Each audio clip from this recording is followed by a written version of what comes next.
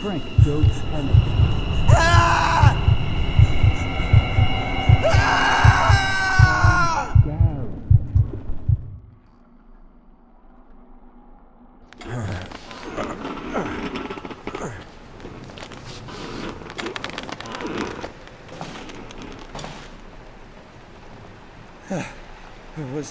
Was that a sheer delusion?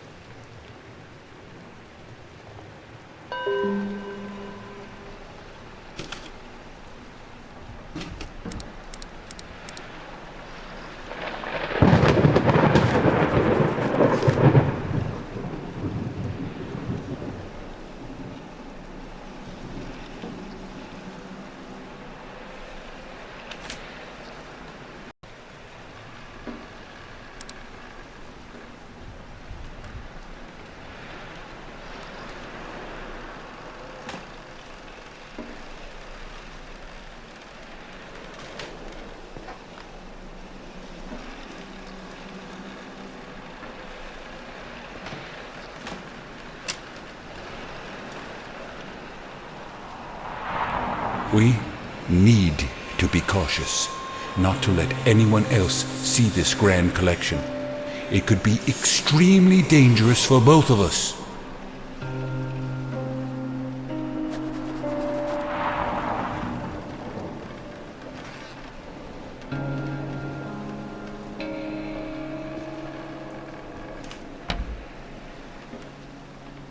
A stuffed subadult Nile crocodile, one of the oldest creatures still living on the face of the earth.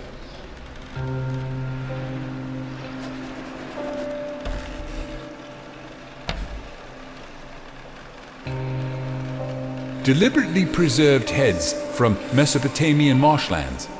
Such cultivated minds kept in permanence by getting dried under the scorching sun with methods now lost to us.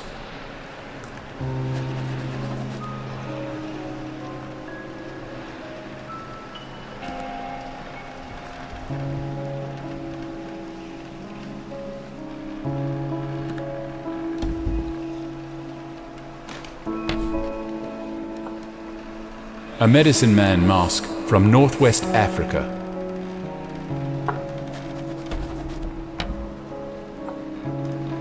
A sacrifice ritual mask from Middle Africa.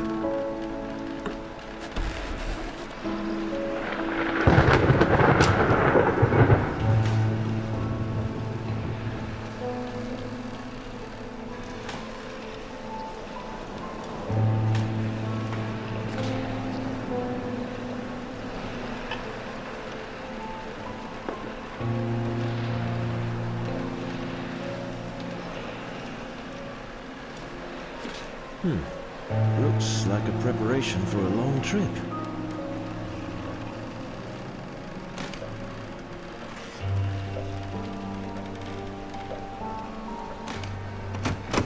Locked.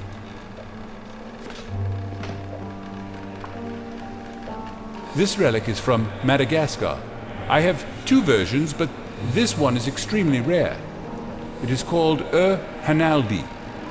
Nobody knows exactly what it means, but from its symbolic depiction of a dark sphere inside a light one, it is thought that it could mean the underworld.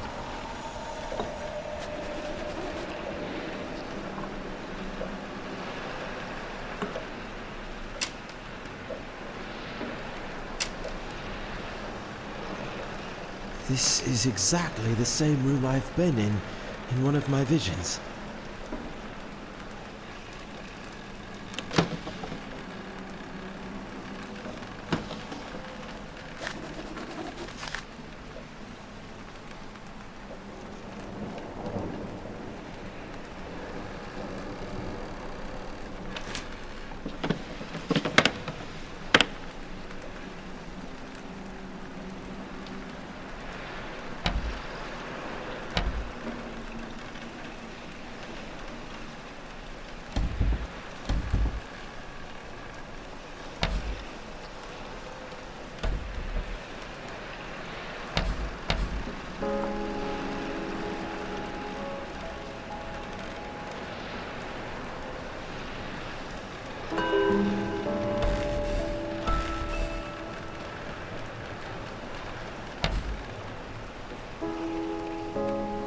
According to legend, this very djembe belonged to a learned drummer from Senegal who can speak with the dead by rhythmically beating it.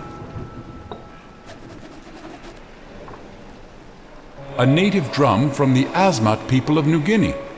Their creation myth says Phumerapits made the first carvings of men and women. By beating on this drum, Phumerapits caused the figures to dance, bringing them to life.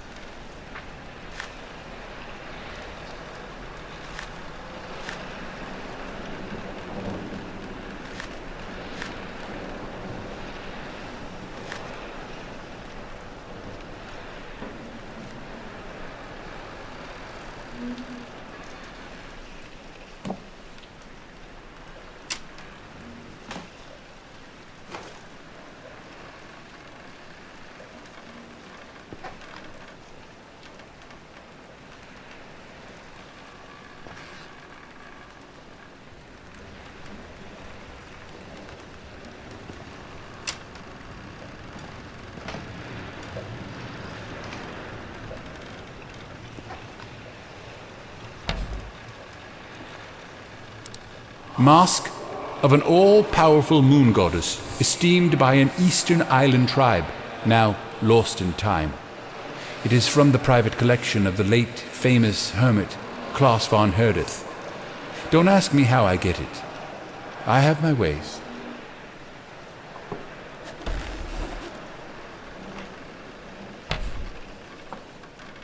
Elusive mask from the submerged parts of Kerguelen Islands. A cryptic mask with an untraced origin.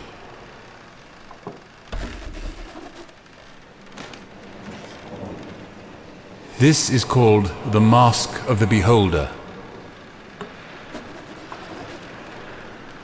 Skulls from New Guinea that are believed to be housing protective spirits.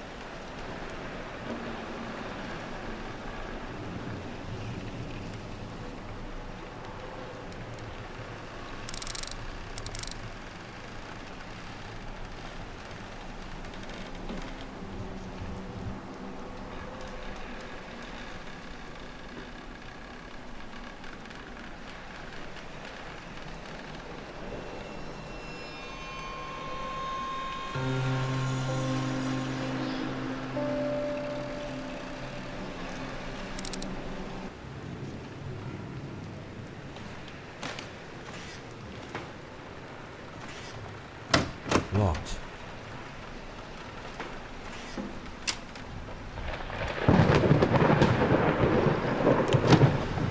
Looks like something's missing here.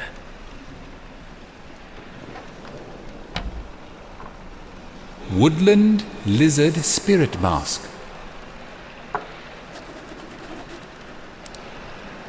A serpentine ritual mask from India, which is said to have hypnotic effects on the one who deeply gazes into its eyes.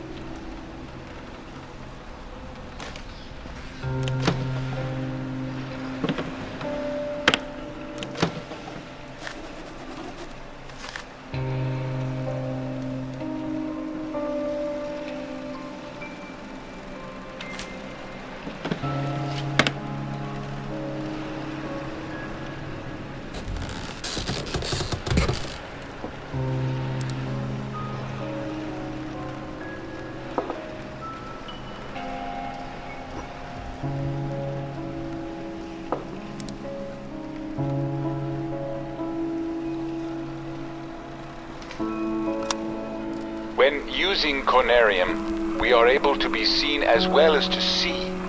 For some time, I was detecting a conscious something, previously unseen by my rudimentary vestiges.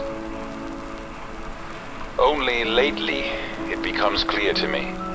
Now it comes into every session and seems to materialize more and more each time.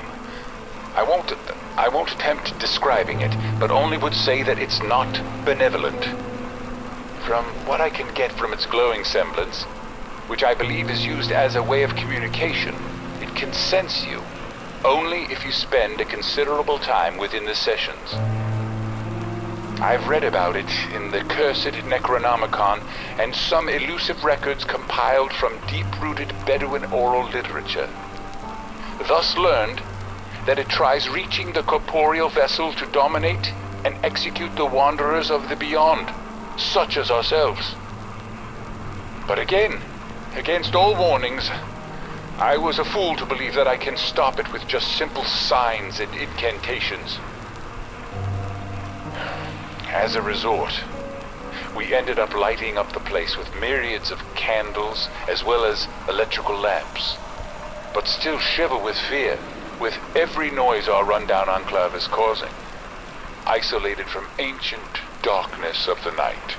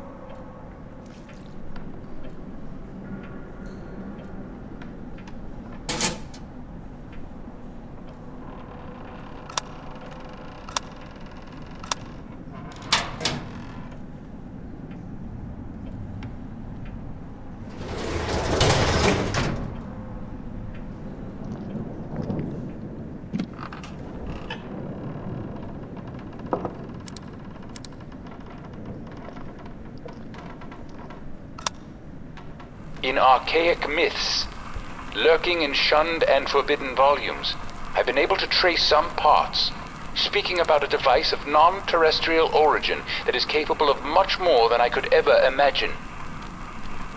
Ancient Conariums, I will call them. Machines which are said to have been built long before mankind ever tread on this planet. The very source of the design I've used to make my own version of the machine.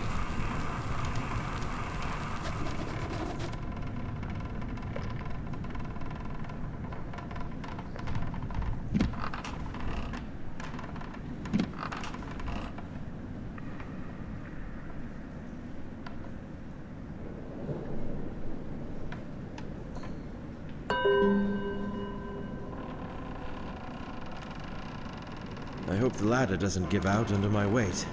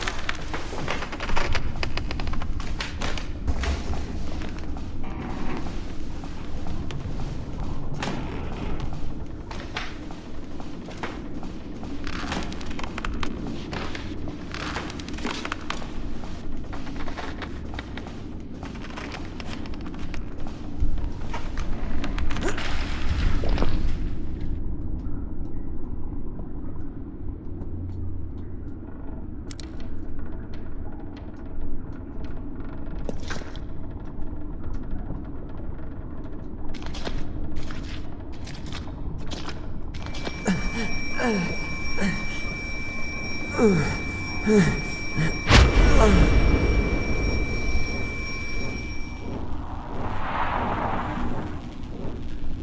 remember this place, and what we achieved here. Violating the laws of nature with the help of those dead bodies brought here secretly from only God knows where. Forcing them to cooperate by the means of the cursed necromancy, and dreaming their dreams in those profane sessions to learn forbidden knowledge. Now I can distinctly see how pure madness once roamed here, within our own shoes.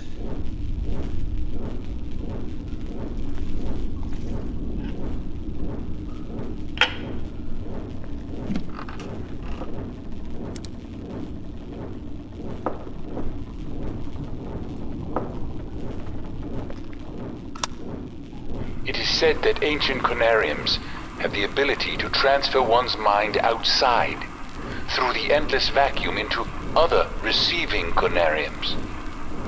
Just think about the possibility of shedding off the earthbound mortal coil to reach to the stars and yonder, as a free agent to see the grand scheme above and beyond the third dimension.